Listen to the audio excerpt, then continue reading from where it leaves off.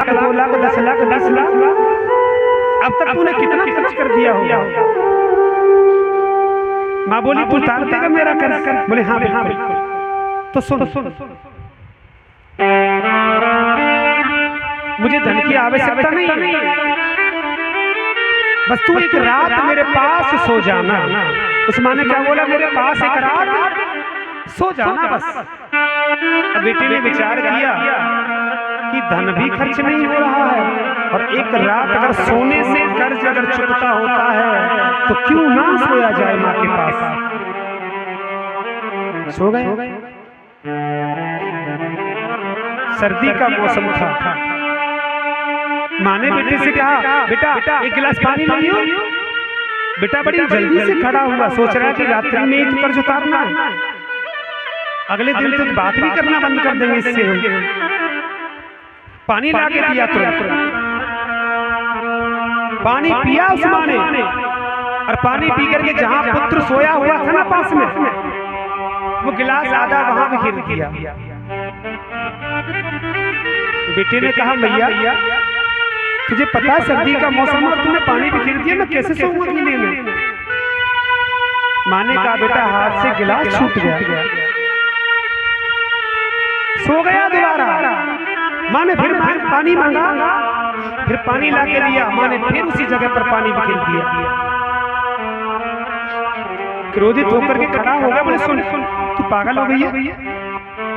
अरे तुझे पता है कितनी सर्दी का मौसम है और तू बिस्तर को गंदा करे जा रही है? मैं नहीं सो पाऊंगा। और सुन रही बात कर्ज की, मेरे बस की नहीं है कर्ज उतारना। रात्रि में खड़ी हो गई माँ और उस माँ ने जवाब दिया कि बेटा अभी दिन निकलने में 6 घंटे बाकी है और तू अभी से कहता कि मैं तेरा कर्ज नहीं उतार सकता। लेकिन मैंने तो कभी नहीं कहा कि मैं किले में सो रही हूँ। कहा तू एक रात नहीं सो सका, तू कर्ज उतारेगा मेरा? गीले में सोती थी मैया,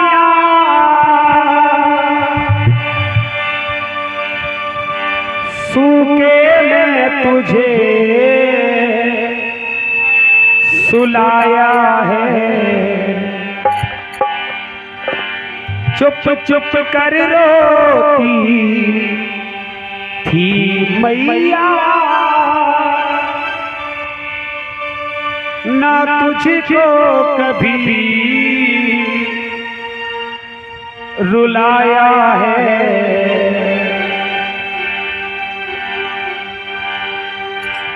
इन पावन हृदय बालों के जीवन में जहर मत घोलना, हर बात को तुम भूले भले, माँ बाप को मत भूलना।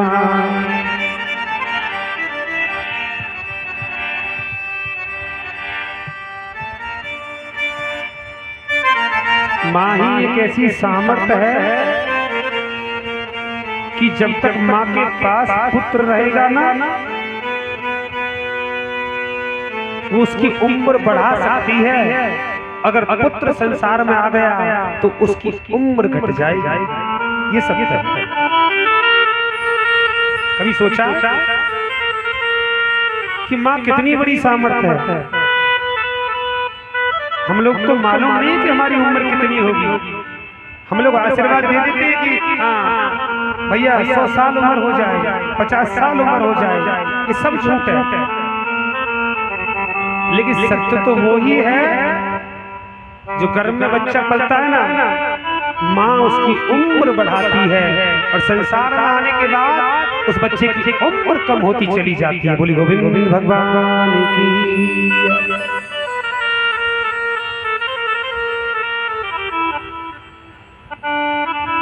तो साधारण सी बात यही है भैया, आस्था निष्ठा के साथ में ना माँ बाप की सेवा बहुत जरूरी है। वृद्धाश्रम बनाने वालों से एक पूछा जाए कि जब तुम अच्छा उपदेश, अच्छा संदेश तुम पब्लिक को दे सकते हो, तो क्या तुम्हारी इतनी सामर्थ्य नहीं है जो बच्चा घर से माँ को निकाल रहा है वो माँ को घर में रख सके? बताइए। वृद्धाश्रम बना लिया, बूढ़ी माँ की सेवा हो रही है। आहा, जब तुम प्रवचन प्रवक्ता बने हो, अच्छे संस्थापक बने हो, सामर्थ्यवान बने हो, तो ये दया उस पुत्र के प्रति ही जागृत करो ना कि माँ बाप है क्या।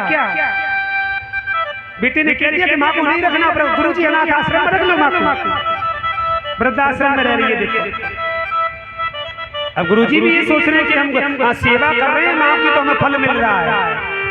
बिल्कुल नहीं मिलेगा। फल तो केवल उसी को प्राप्त हो सकता है जिसने उसकी कुख से जन्म लिया है। बाद बाकी आनंद मिल सकता है, फल नहीं मिल सकता। बोली गोविंद भगवान की। बात सही है गलत है? बताइएगा। अरे किसी का घर बिगड़ रहा है तो उसको बिगाड़ना चाहिए या फिर उसको बनाना चाहिए? तो जरा ये सोचिए कि जो बच्चा घर से बहू या माँ को घर से निकाल रहे हैं और हमको मालूम पड़ जाए और हमारे पास चलो व्यवस्था है रखने की, लेकिन फिर भी उस बच्चे को ये अवगत कराना चाहिए भैया कि माँ बाप है क्या, प्रवक्ता तो वही श्रेष्ठ है मेरी दृष्टि में। बोली गोविंद गोविंद भगवान की जय। और नहीं तो मनोज ये सब जानते हैं, जाकी रही भावना जैसी प्रभु रेखी मुहूर्त बन जैसी। अब भैया जैसा जैसा सोचोगे वैसा वैसा बरतोगे। जय जय श्री राम। सुखदेव जी कहते हैं कन्हैया के विवाह हुए, पूर्ण हुए, आनंद आ रहा है।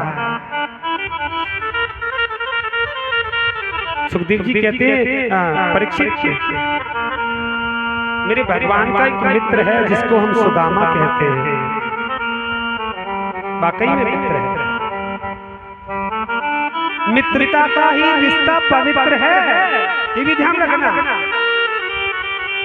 और जिस मित्रता के रिश्ते में स्वार्थ आ गया तो वो मित्रता नहीं। और जहां तक आज का अनुभव किया जाए तो मित्रता होगी ना तो स्वार्थ से ही होगी।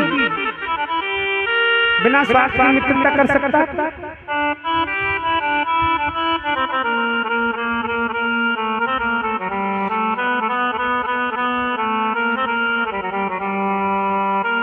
सुखदेव जी कहते हैं परीक्षित गुरु संदीप जी के यहाँ पे सुदामा जी शिक्षा ग्रहण कर रहे हैं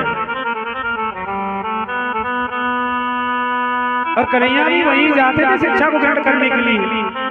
लेकिन फर्क क्या था? सुदामा जी पैदल पैदल जाते थे और कन्हैया रथ से पार होकर के जाते थे। एक दिन ऐसा हुआ कि सुदामा के सामने पर रथ रोक दिया भगवान ने। सुदामा मैं भी तो वहीं जाता हूं, तू मेरे साथ चला कर।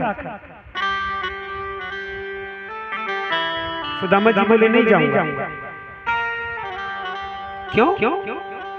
बोले तू एक दिन ले जाएगा, 2 दिन ले जाएगा, 3 दिन ले जाएगा, फिर तू भी मना कर देगा। ये सुदामा ने भगवान को कितना सुंदर उपदेश दिया। बोले मनुष्य को ना उतने में ही संतुष्ट रहना चाहिए जो भगवान ने उसको दे रखा है।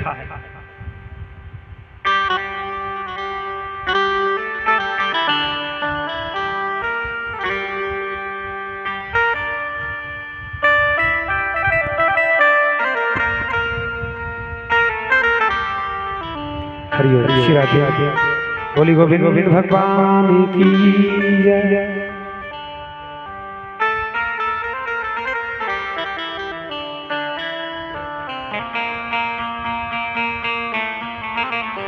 प्रभु की चर्चा, प्रभु का गुणगान ही ऐसा है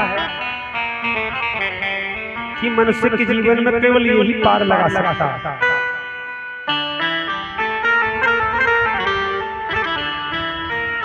मैं यहाँ उपस्थित हुआ था, आया था एक दिन, मुकुल से मुलाकात हुई थी। पता नहीं अचानक क्यों ऐसा मन कहने लगा कि कथा करो। यही तो बात थी। एक ही बात थी और दूसरी बात ही नहीं हुई। सहयोग किया, समय व्यतीत किया, लेकिन अगर देखा जाए ना तो जितना कहने वाले को प्रभु